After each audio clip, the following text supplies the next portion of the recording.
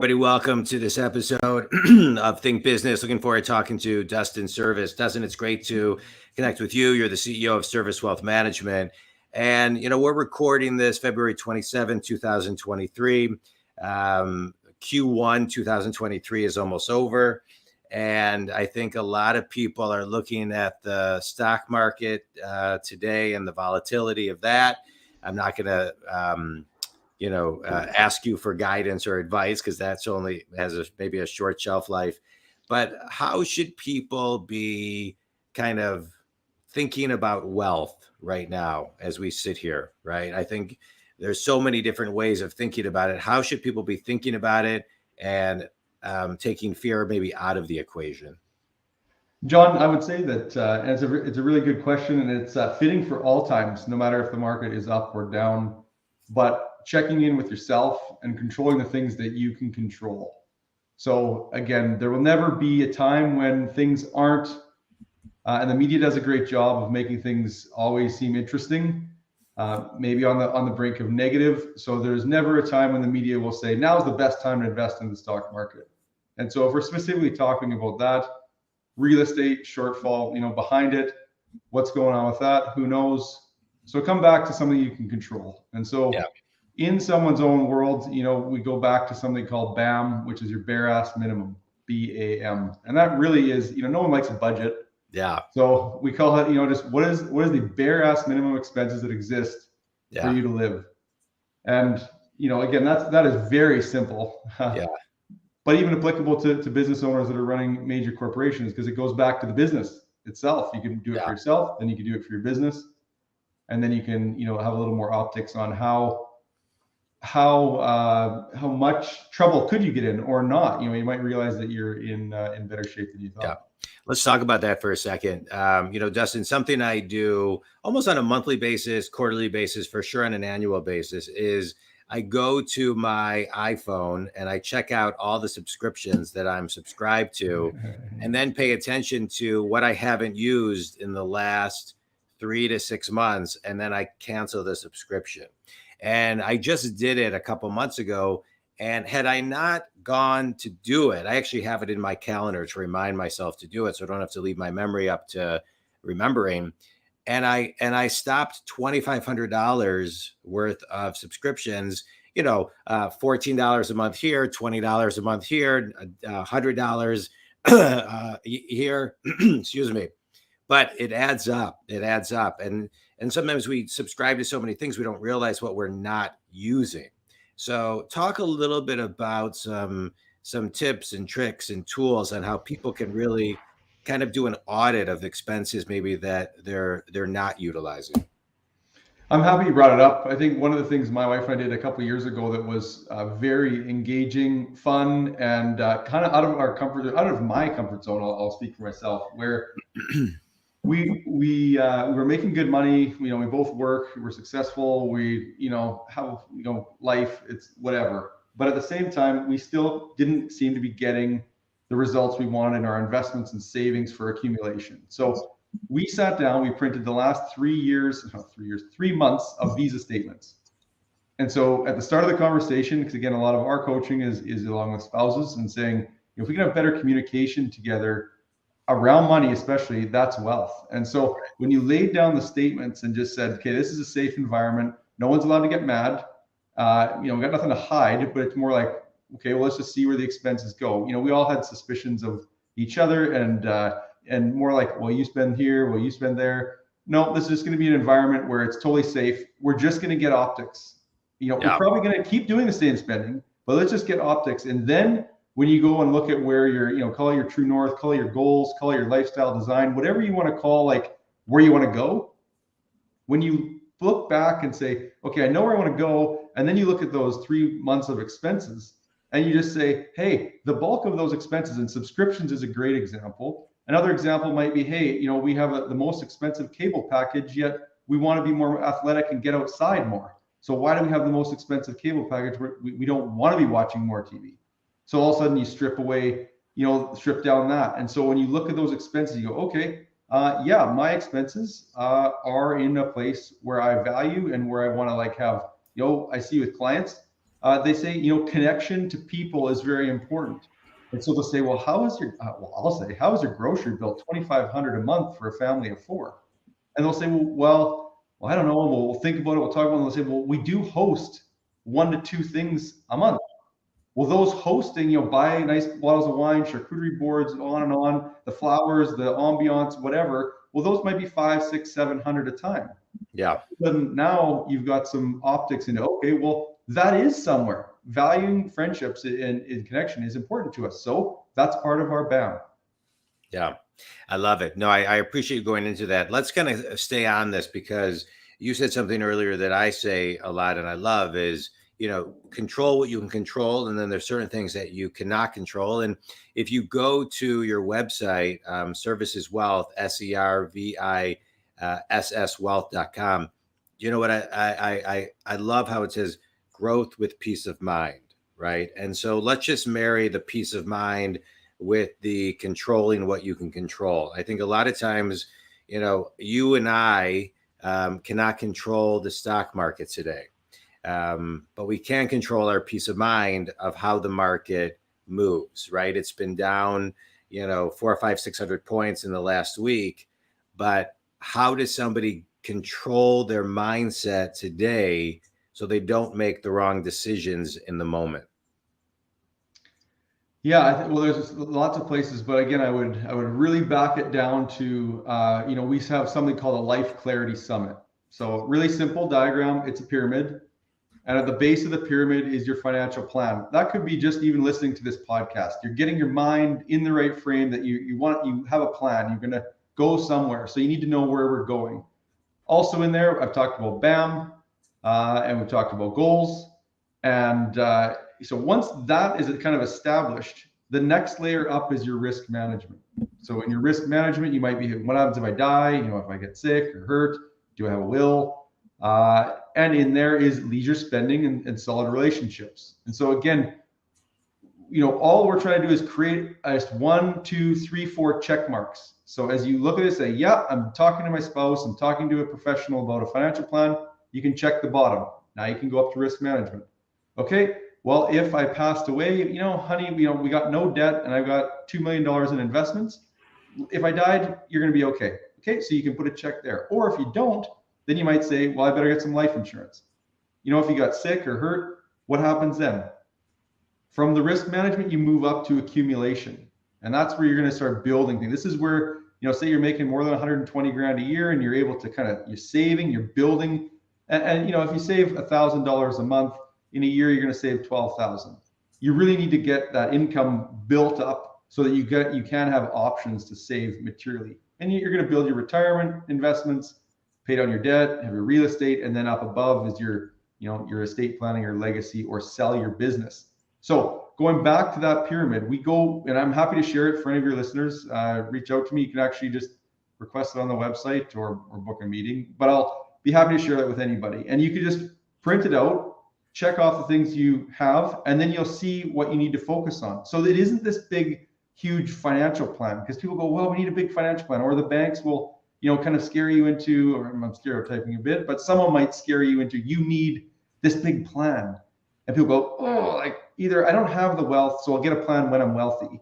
But no, that's not what you should do. You should have a plan to be wealthy. And, that plan doesn't have to be hundreds of pages long. It could be 1 page and check marks and X's and a conversation. And then you bite size one thing over the next 6, 7 months. And all of a sudden you'd have, your focus will get away from the market. Your focus gets in right on yourself. And yes, the market is part of it, but it's one little building block in your Life Clarity Summit. It isn't, because I did see it in 2008. I had clients, 2014 in Canada was bad for oil and gas, COVID. People do get, consumed with certain things.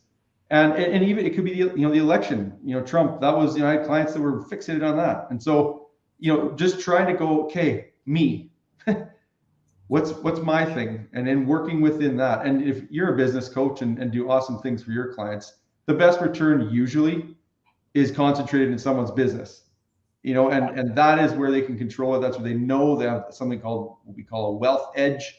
If you're a realtor, you can buy real estate. If you're a carpenter, you're good with your hands. You could buy fixer-upper houses. So focusing on in there opposed to, I'm going to get rich quick in the market. And that's. Yeah, I love that. You're talking, as I'm listening to you talk about focus and kind of narrowing things down. As a business coach, one of the things I hear from a lot of clients, and whether it's a solopreneur or somebody in a fortune company that I'm working with or anything in between, Dustin, it's people having a hard time prioritizing what they, of the handful of things that they're supposed to focus on. And so somebody who's, doing similar things with their clients, how do you guide someone and educate them on how to prioritize what's most important to them? Yeah, I already mentioned sort of the Life Clarity Summit, and so that is the logical way to sort of prioritize it. When we work with people, there's all sorts of things that a good planner or a good coach would take into consideration. I'll have clients that'll come to me, they'll say, we need to buy investments. We were at the cocktail party and we heard someone talking about, retirement investments, and I'll get talking to them. And, I'm thinking one particular couple, and it was, so you got two people, two visions, both brought up different, both experienced different things. And then at some point they get married. And so usually on the outside with, a good marriage, you kind of do a little pre-screen before you, say I do or whatever. It's like, what is this person all about? But you don't really know the deep down of how they were brought up. And those are important questions. How were you brought up around money? Were your parents wealthy? Were they not? Were they pay down debt was the only thing you should do? And that all gets baked into your decisions going forward. So this particular couple came in. They were married for a few years. They had a child together. And when I got talking to them about like what was important to them, I figured out that they both had lake lots when they were younger children. And those were some of the best memories that they could have ever had. And they would love that for their kids. And so they came in asking for investments. We got talking about goals, and it was going to be their first investment together. And so again, they'd managed their finances kind of separate, and they were coming to meet me, and they were going to do their own account. They were going to both put in the same amount and do an investment because that's what they felt. So once we got talking, it was this lake lot life that they both loved as kids. And they both thought that would be very cool. And when I asked, well, why are we not doing it right now? They said, no, like 3-4 years, when we're a little bit more established, we could do that. And I'm not a realtor. I don't get paid to sell real estate, but I fired up a real estate listing site. We found 3 or 4 listings on a lake for exactly the perfect price for the down payment money that they were going to invest with me. And so when I got talking to them about that, both they're like, just auras blew up and they were so excited. And I thought, you guys, why are we not focusing on this recreation property that you get to use? You both, they both had houses that they rent out. They had suite in the house they live in. So they understood Airbnb and kind of renting. I said, well, you could, rent out a trailer and eventually put a cabin. And so we worked out this plan, and the finance part of it was not, not stretching by any means. Yeah. The caveat was they had to drive, an hour and 50 minutes instead of the 45 they wanted. And lo and behold, that was 2-3 years ago. That property is functioning. They bought it together. So again, it's just the first story that popped into my mind of like, knowing where you want to go is so important before you set out on the trail. Well said. How did you know you wanted to start a wealth management company? Well, I originally took civil engineering in school, and when I went to the oil patch, that was just about 2001, 2002. So the tech crash was just sort of happening. And I was working, and I got into an office job where I was trading stocks on one monitor and I was doing my work on the other. And then this is a side story of how crazy it was, 23 years ago. I went into Scotiabank and asked for a line of credit. And they said, what do you want it for? I said, I'm going to trade some stocks. And they said, okay, no problem. So they gave me a $50,000 unsecured line of credit, interest-only payments, and I was about 21, making about $60,000 a year. So I would take that line of credit and I would max it out, and I would trade, I would buy things like Open Text or, Jones Soda was one of my first, like normal companies, and I'd be into it for 2-3 days or try and catch a bit of a swing. And I lost lots of money, but made more than I'd lost. And my strategy, seeing how naive and risky it was, I had X amount of dollars in the bank, like in savings. And I would take this line of credit, and I thought, okay, if I max this line of credit out and the stock goes to zero, I'm going to be left with the line of credit with interest-only payments. I would do the math and see, okay, 50,000 line of credit, interest-only payments was $600 a month. I don't know what it was. I would take the $600 a month and I would divide that by the amount of money I had in my savings account. And that was how many months I could keep that thing floating along. So my thought was, well, if it's a year or two, I can keep that thing floating before I run out of money. Then I'll go and be a roughneck in the oil patch and make, $150,000 a year with a crap job, but I'll get myself out of this mess. And so thankfully, it didn't end too well, or it didn't end too bad then. And so people around the office started asking me, hey, what are you kind of into? And I started helping them pick their funds in the group bars, the group savings plan around the office. And the market went up, and it was more just because the tech crash happened, and then the market went up to 05, 06. Yeah. And it wasn't that I was any sort of magic investor, but people were appreciative, and I liked working with people, and I liked money. So I've had paper routes since I was 8 and other jobs. So that led to leaving that industry and getting into the finance industry, which was a big shock. That's great. Oh, good. Yeah, I always enjoy hearing somebody's kind of story. All right, let's dive into a quick speed round. You ready, Dustin? Yep, let's do it. Everything that you just shared, what's the number one lesson that you took from all that? Get organized. Find your way to get optics to make good decisions.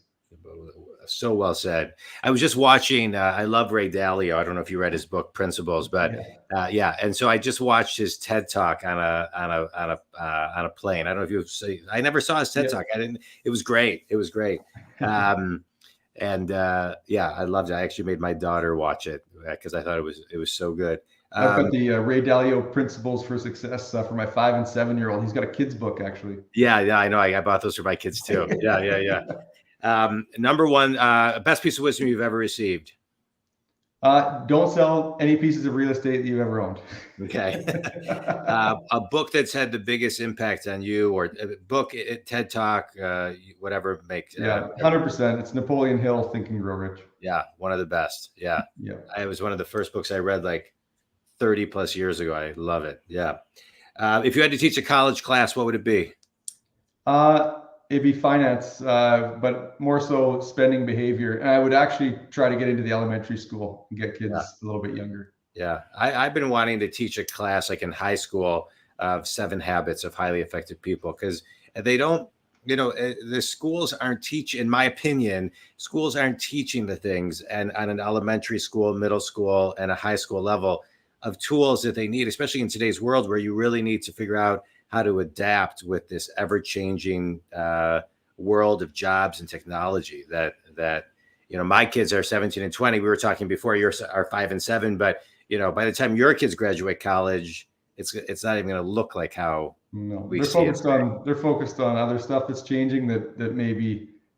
That's for another podcast, Jon. That's for another podcast for sure. All right, tell everybody who your ideal clients are, Dustin, and how they can connect with you. Sure. So we do our best work with clients with net worth between 2 and 20 million. And usually they are in growth mode or within sort of 5 years of selling their business. They need to get organized. And a new segment that we've started to identify is people who want Fridays off. And that could mean 1 day a week, or it could mean Fridays legit that are successful, things are going well, but just do not know how to get out of the business and put their savings to work. So servisswealth.com, SERVISS wealth.com. And I do have a podcast called The Picture of Wealth. Awesome. Dustin, I appreciate it. Think community, I'm a business coach. I work with successful people who are stuck. I get them unstuck, from solopreneurs to fortune companies, from C-level to salesperson. What I love about this podcast is I get to have guests like you, Dustin, on to help on my journey to get people unstuck. And you shared a ton of great stuff today. I want to extract 2 things that resonated with me, and I think the Think community as well. Control what you can control, and get organized, right? Those two things, you do those for 2 minutes every single day. Get yourself grounded and back to center, remembering what you can control, and spend 2 to 5 minutes every morning and 2 to 5 minutes at the end of every day that you put into your calendar. You hear me talk a lot about time management in community. Those two tools alone will get you unstuck, and you won't realize it 3 weeks in that small little thing made such a big difference. So you'll revert back to not doing it and then go backwards, and then you'll put it back into your schedule. If you can if Dustin can help anybody, please reach out to him at servicewealth.com. If you need me, jondwoskin.com. Dustin, this was great. I appreciate you taking time to be on the show. Great connecting with you, getting to know you, and all the best in your continual growth of businesses as well. And thanks for being on the show. Thanks, everybody. Thanks, Jon.